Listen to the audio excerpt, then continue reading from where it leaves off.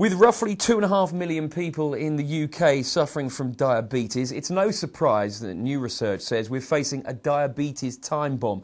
And a new study also shows that those people with diabetes are often risking health complications by not coding their blood glucose meters properly.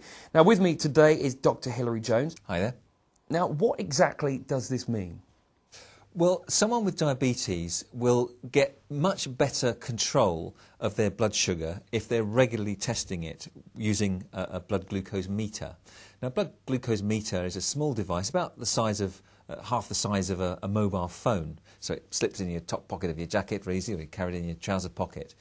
And basically use these things with a testing strip. The key thing up to now is that you have to calibrate that particular test strip to the meter. And up to 200,000 people are not doing that properly. Now, there is a new meter called the Essentia Contour, which doesn't require any coding or calibration at all.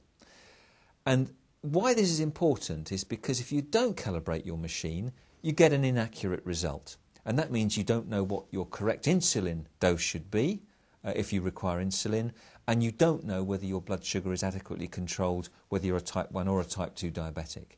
And if you don't know whether it's controlled, you run extra risks of the long-term complications of diabetes, which include heart disease, kidney disease and eye damage.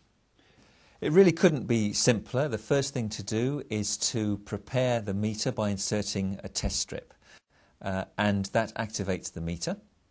The next thing to do is to use a lancet to take a tiny sample of blood from the tip of your finger. And when you've got a drop of blood, a small bead of blood, you attach it to the end of the test strip where it will be drawn up into the testing part, and then within 5 seconds you'll see a result flash up on the screen on the meter.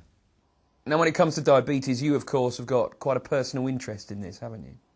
I have a son, my eldest son, developed type 1 diabetes when he was 7. Since then has monitored his blood sugar levels himself. He's become a mini expert in diabetes. He leads a completely normal life. He's now 27, he's 6'5", he's in his last year at medical school, and because he's 6'5" and rather large, I would never argue with him or tell him off anymore.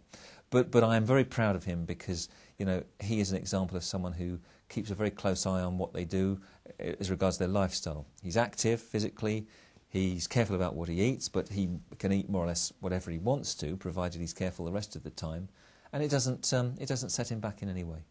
So finally, what other things could be done in the UK to improve the lives of people with diabetes?